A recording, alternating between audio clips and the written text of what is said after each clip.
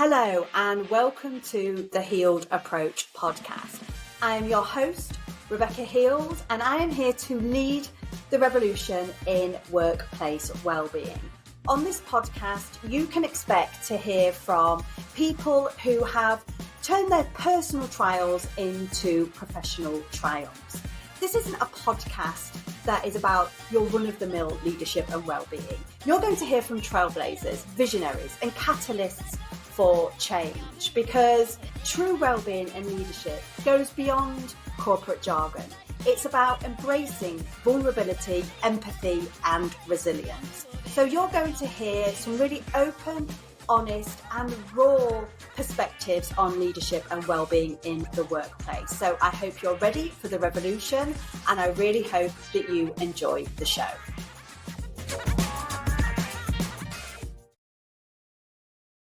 Hello and welcome to this week's episode of the Healed Approach podcast. And I'm delighted to be joined by Cheryl Sharp. Welcome, Cheryl, and thank you so much for being here. No, thank you for having me. So Cheryl is the founder and CEO of Pink Pig Financial, an accountancy firm for SMEs.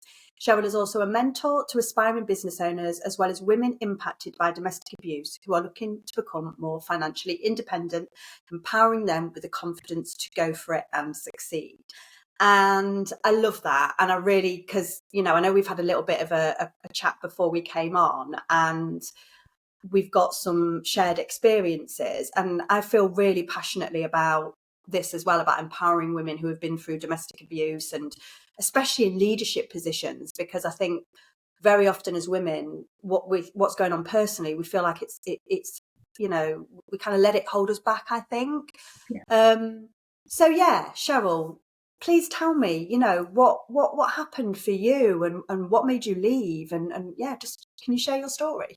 Yeah, of course. So we are going back quite a few years now. So I can't remember exactly the dates because good old mind throws everything out. But it was about 15 odd years ago. We'd had it built up slowly. There was no signs initially. It was just felt like a normal relationship. There was a few arguments, but growing up in a home with parents who argued and then subsequently split didn't seem out of the ordinary to me. So it was very gradual, and it was more on the emotional side, the coercive, controlling and things like that, and just generally like putting me down and telling me I'm not good enough and things like that. And he generally ruled the relationship. So we did what he wanted to do. But again, I didn't really have much experience of anything else. So again, I thought that was normal-ish. So I just kind of went with it, and there was no other signs. We had children, a couple of children. Again, I wasn't really over keen on having children. I hope they don't hear this. But it was something that he wanted, and we went through with it. And I obviously love my kids dearly and don't regret a thing. But it just was all on his terms. Every time we moved house, work-wise, I used to work for him. I was never an equal. It was always for him. So there was no getting away from it, and therefore there was also no experience in other relationships really, or seeing anything else to know that wasn't normal. And it continued. There was a little bit of violence, nothing massive compared to what you hear in the news and things like that. It said it was majority the emotional side, which for me is harder. Yeah, because it was the same for me. And carry on. Sorry. Yeah, and it was. I think actually honing in on that, because I think it's quite an important point, is you don't think it's that important or that bad because you're not black and blue. So in my head, it can't be abuse because I'm not getting beaten up all the time, or I'm not this, that, or the other. But anyway, fast forward, we'd had big fallout, and I think we both at that point knew that things couldn't continue, and I think he wanted me to fall into line a bit more, but I was not doing what he wanted. And there was an opportunity he took. He moved out thinking that I'd then be begging him to come back. And I saw that as my window of opportunity. and I went with it. And from then, I kind of got the solicitor involved. Didn't really say to her initially what was going on, just that we need to split and get divorced and how does it all work and everything like that. And it wasn't until he tried to come back to the marital home that I was like, I can't have this. And that was when I kind of opened up more with the solicitor and told her exactly what was going on.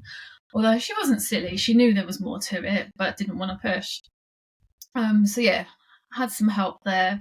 But at this point, again, I still didn't feel that it was worthy enough to get the police involved. Stupidly. But also to note at that point, it wasn't technically a crime either, because obviously that's only been added to legislation later on. Yes. But anyway, so split, I managed to get out. It took a good couple of years for me to actually leave and get my own place, and the divorce to go through because he ignored it. All the paperwork he just ignored. I had to get all the papers served. Yeah, so I had to get I remember the guy who served the papers ringing me and going, "Oh my God, how were you married to him?" He was just like, he's the most impossible person. Yeah, well, yeah, we had to get an affidavit in the end to actually get the divorce through. But yeah, thankfully the system, I found the system okay. I know a lot of people don't, but I found it worked for me eventually anyway. But it wasn't the system's fault. But of course, when you have children together, it doesn't stop. So it was still, although the violent side of it had completely stopped, although I was still scared of it, it was then more the mind games, the controlling, and around having the children, he'd control that kind of thing. And last minute, oh, I can't have the kids, or I'm going to have them then. And he was still calling all the shots, even though we had an agreement in place. And I remember we had to go to mediation at one point, and obviously they kept us separate. And I was really sticking to my guns and everything. And then she said, we're going to have to get you in together, she said, because this is just not going on. This is not getting anywhere. And he just was playing the victim. But if I don't have my kids for Christmas, I'm going to be on my own. And I'm just like, that's not my fault. No. So I was like, it's not your year, it's my year kind of thing. And all of this sort of thing. And this has continued and continued. I met my current husband, remarried. He still tried digging and trying to get involved in there and putting him off of me, telling him lies and all things like this. It was I had that. bad, but yeah, I started. Yeah, but my husband now, my lovely husband now, took over dealing with all the emails and things so that I didn't have to deal with it. So he would, because that's the only way we'd communicate. So he took over dealing with all of that.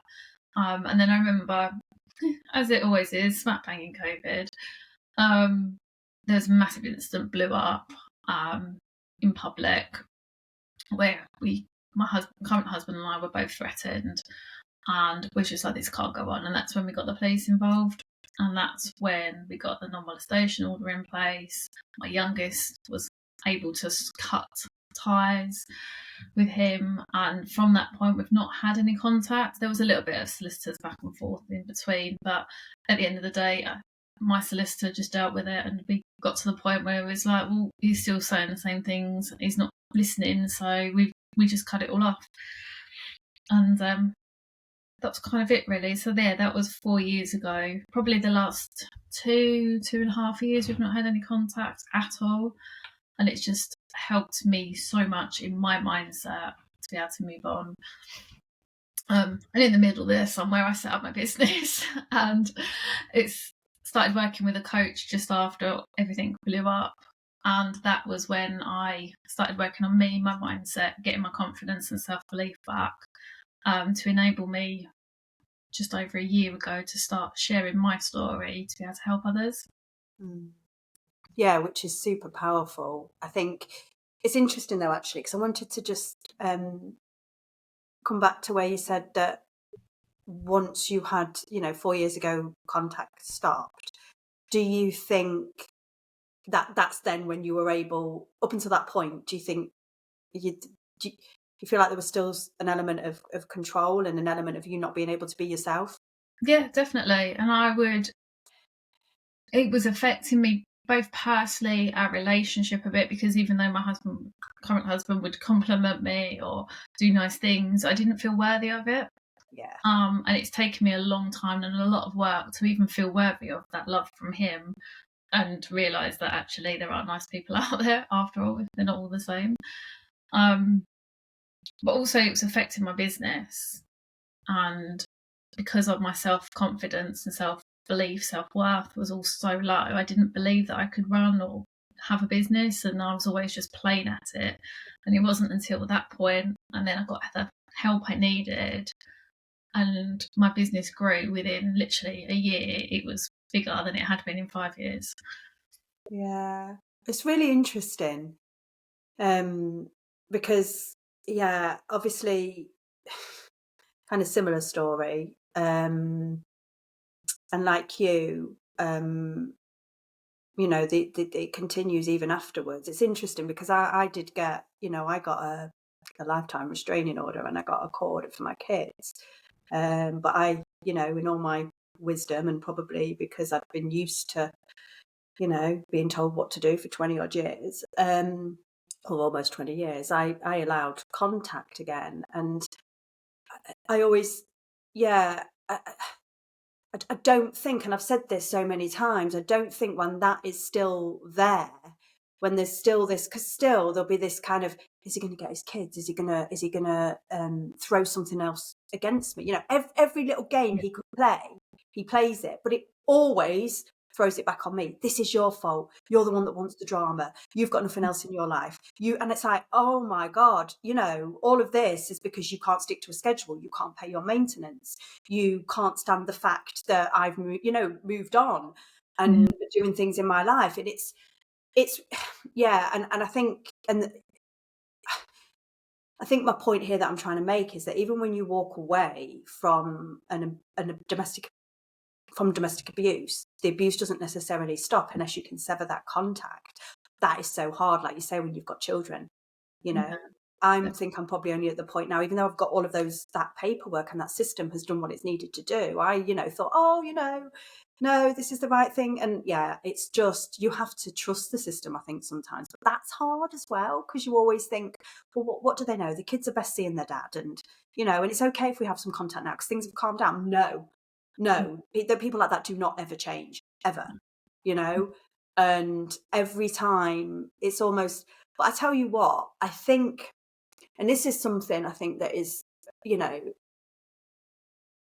really important to kind of talk about as well, because you said working on yourself, because I think sometimes if we don't do that work on ourselves and we haven't healed, we will continue to self-sabotage. Yeah, 100%. Because like you say, he took away all of my self-esteem. He took away all of my self-worth. So every time something goes well, it's like, I've got to sabotage this because I don't deserve it. Yeah, no, I was away last week with some business owners with my coach on a retreat, and we were sharing a few things, and a couple of things come up from me there, and I thought I was pretty much, I don't think you're ever there, but I thought I was doing really well, and something popped up, and I'm just like, whoa, did not see that one coming. And it's just like, there's another reason or another way that he's still holding me back. And there's a couple of things as well, like what we want to do longer term, goal wise, and things. I'm like, well, we can't do that now because of him. But I've got to wait till the kids are older, kind of thing. And it's just like, I just want to feel like I can live my life how I want to live it. But there's always going to be, not always. I think as soon as the kids turn 18, then there's no reason to. And I mean, potentially down the line, their weddings, their children, there may be things crop up there. We'll deal with that if and when that happens. But I feel really guilty that I'm kind of wishing their lives away a little bit so that I can get to the point where I don't ever have to feel like he's stopping me doing what I want to do. I know, I get you. I totally get you with this. I have these conversations all the time, like, oh, well, Luca's 14 this year. And I mean, because already they have contact directly with their dad, but it's still, they're not old enough yet, like you say, for you to not have it. But I'm the same. And I'm like, okay, so Leo's going to secondary school. At what point, but then on the other hand, something really struck me, actually, because one of my friends said to me the other day, she went, it really frustrates me. She said, because you think that you need to put up with this and you don't. No. You know, it's like, you really, really don't. You don't, you know. And I'm like, do you know what? You're right. I need to take my power back. I need to take control back. And I need to stop thinking that he's going to, I mean, he's always going to be around, but he doesn't have to have that power or control over me. I can do, and I have done, you know.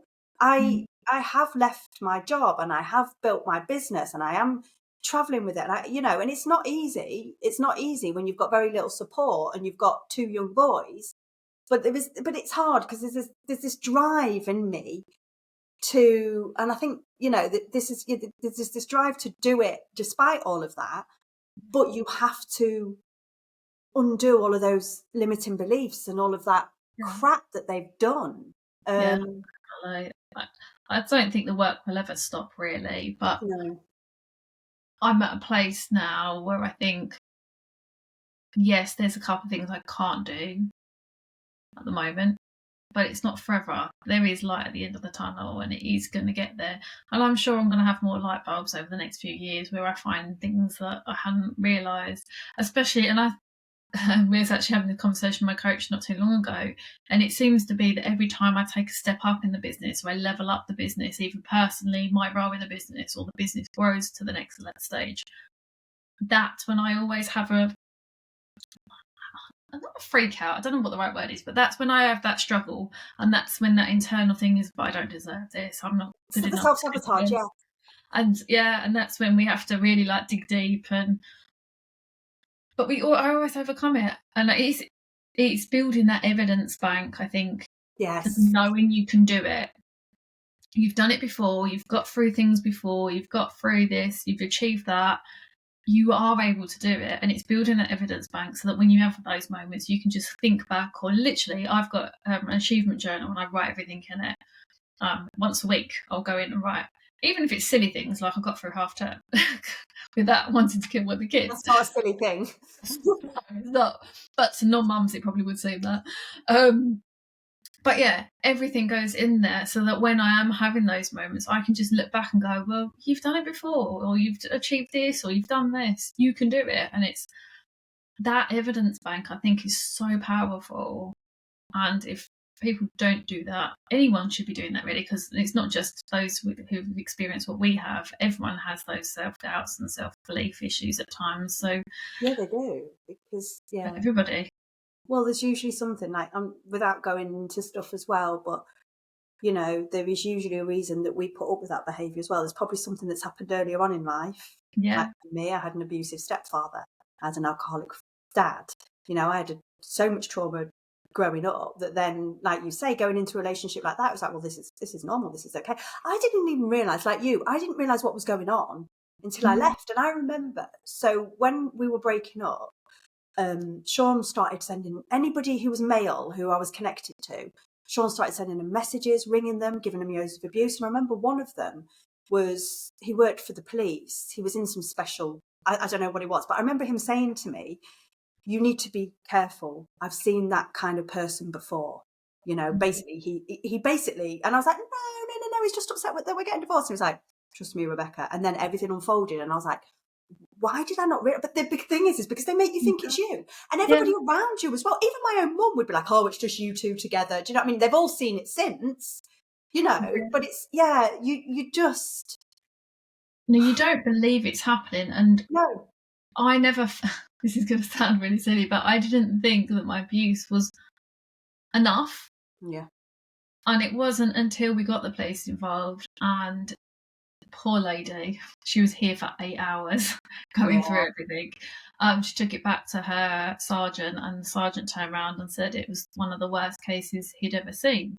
And at that point, it clicked in my head, and I'm just like, oh, this isn't it's not me, it is him. And that to me was when I felt validated, and I felt that I was then able to start that healing journey properly. And I was worthy then to ask for help. Isn't it such a shame, though, that we have to get these things validated? We feel with that, there was so much of a shadow of ourselves that we need that validation to ask for that help. Yeah.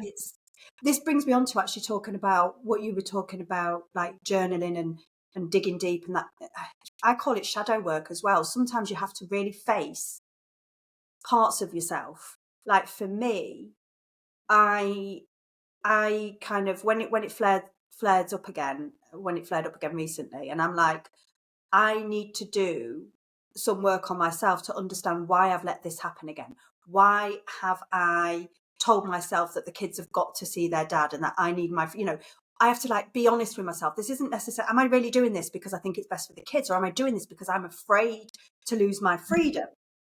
You know what I mean? What stories am I telling myself?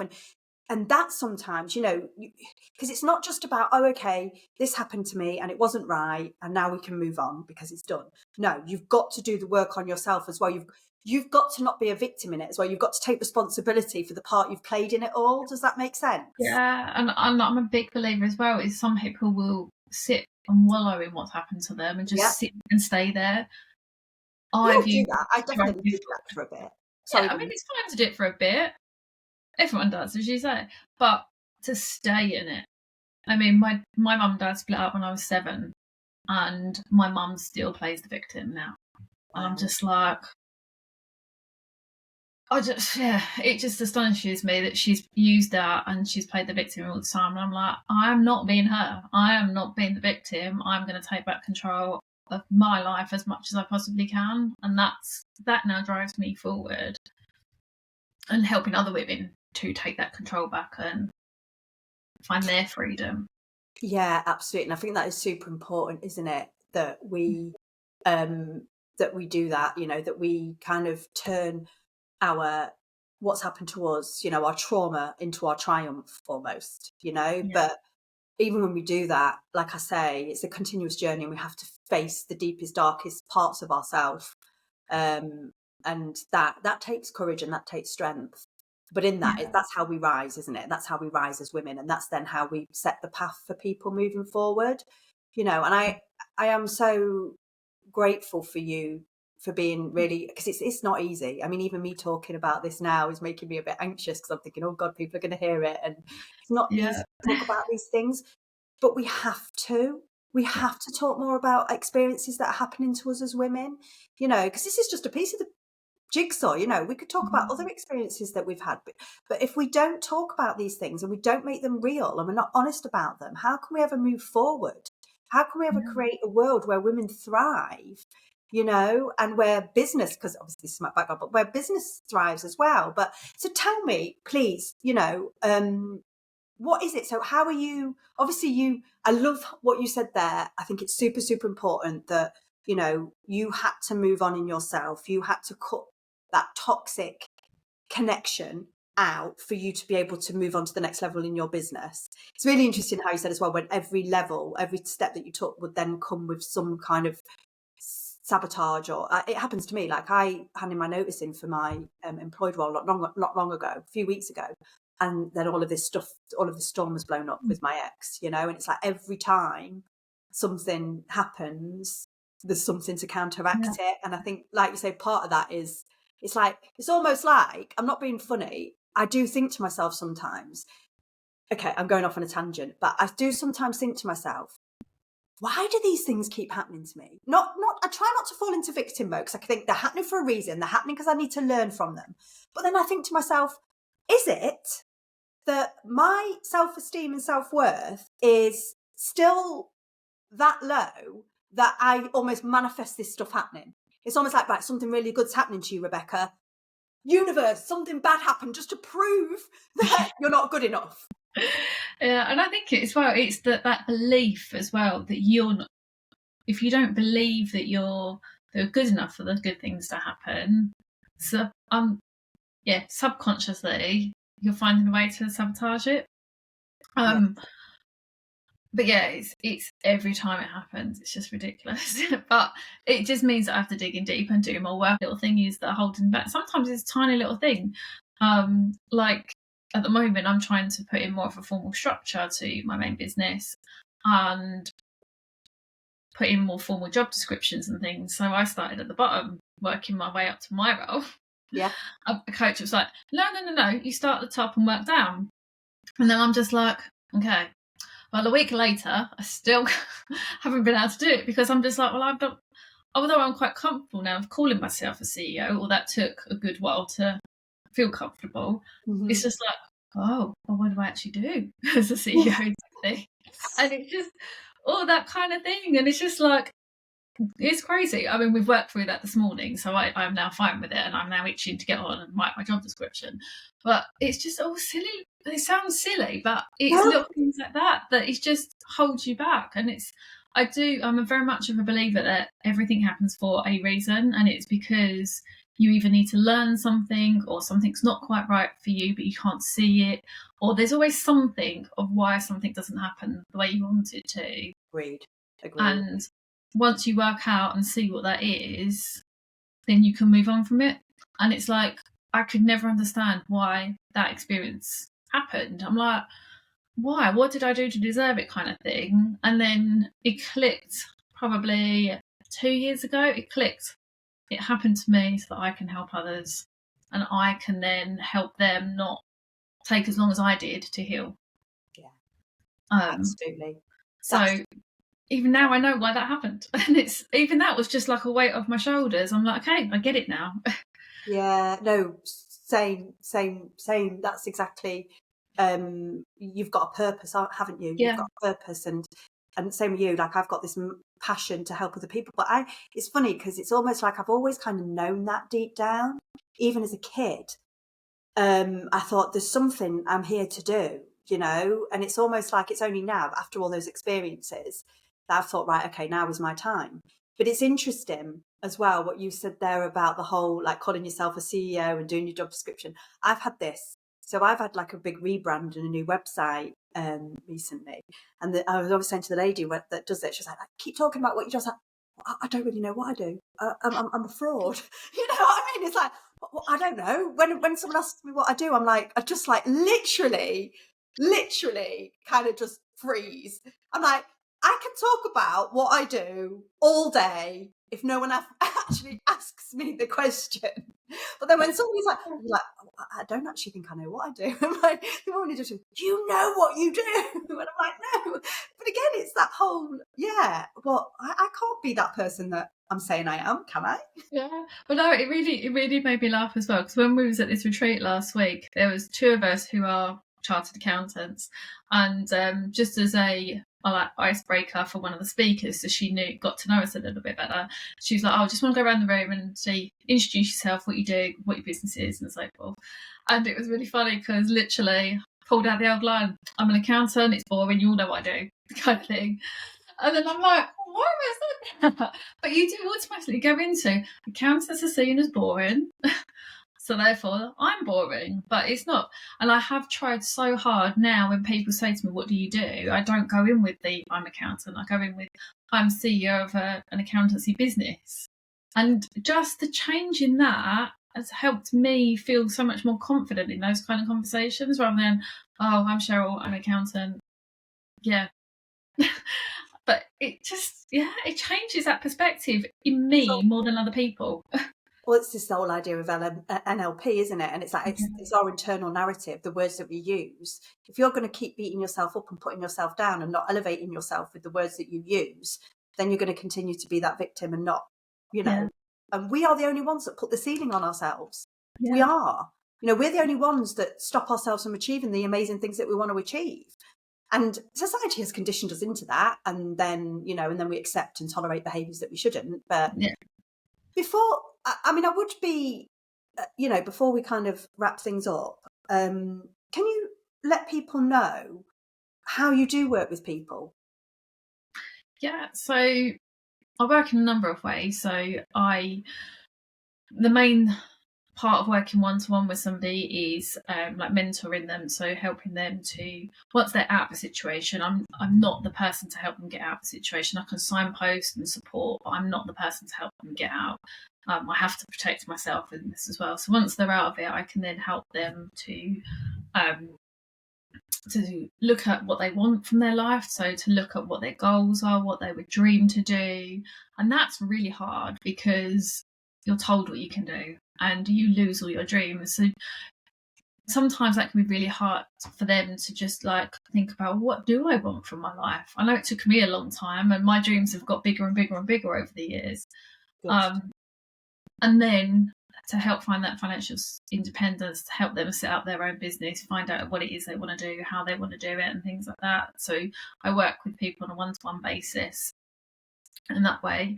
I also speak at events, go into businesses and just share some information on signs to look for within their teams, how they can support their teams.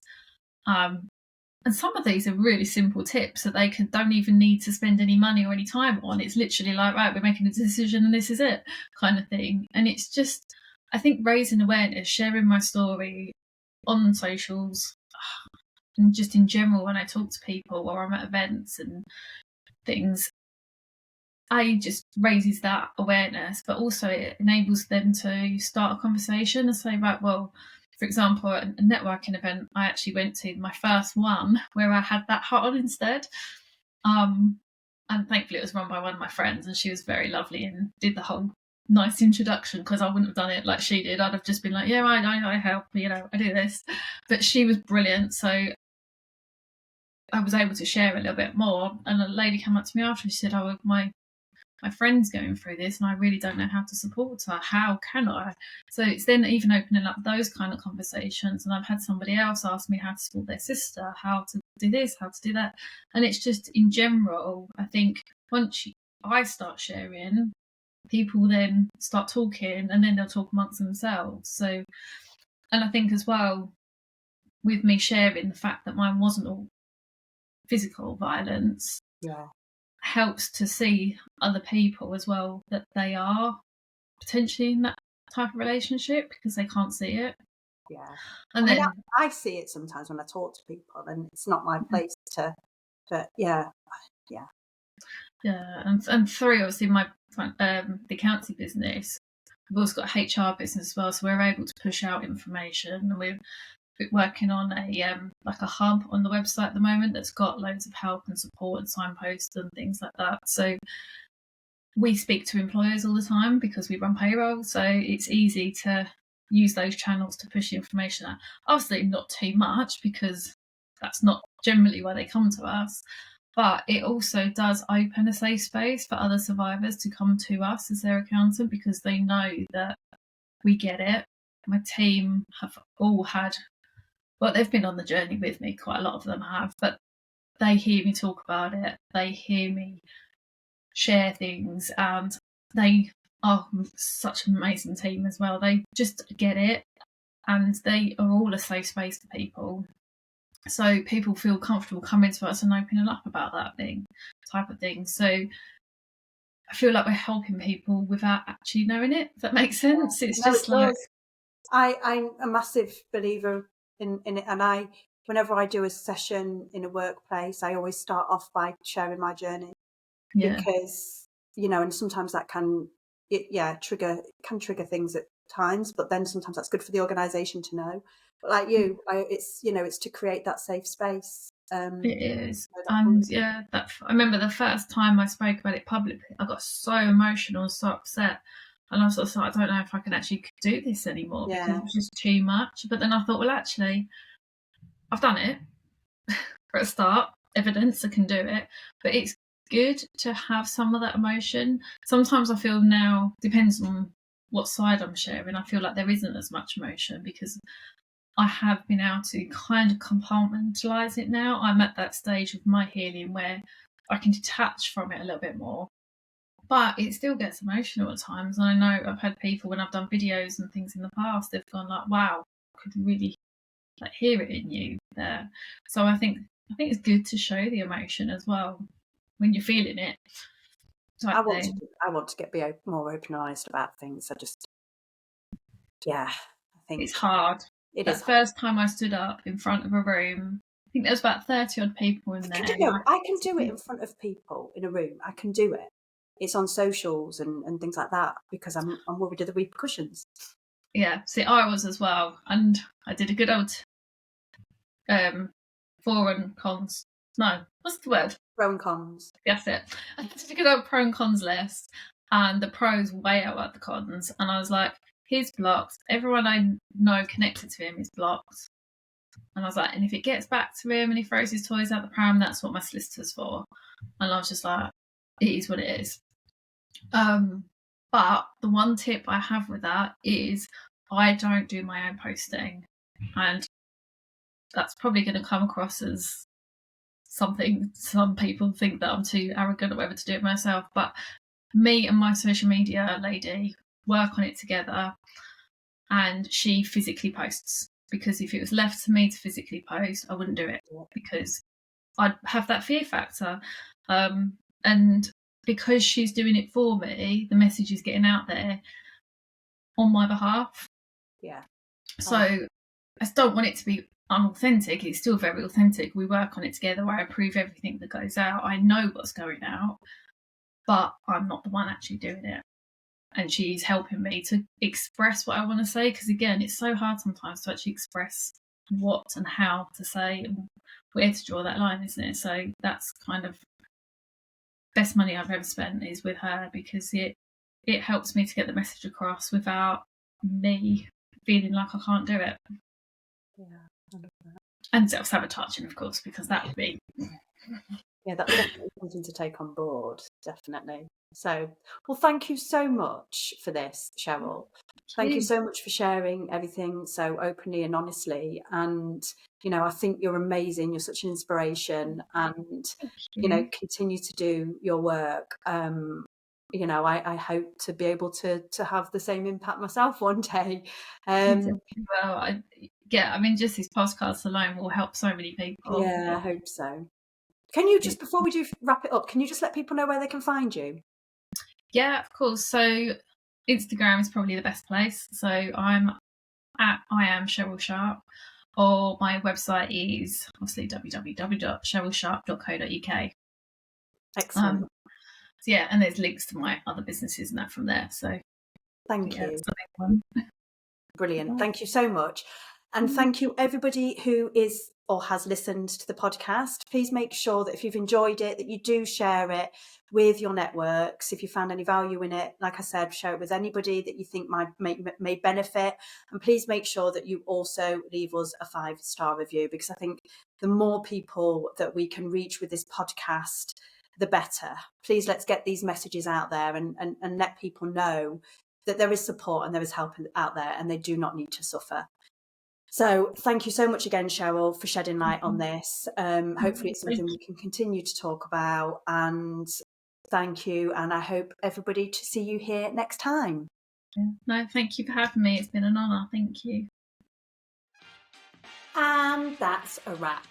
I really hope that you have enjoyed this episode, and if you have, please make sure that you leave us a 5-star review and that you share it with your audience, your friends, your colleagues, because the more people that we can reach on this leadership and wellbeing revolution, the better. We are here to create change. Make sure that you are part of that. Once again, thank you so much, and I look forward to seeing you here next time.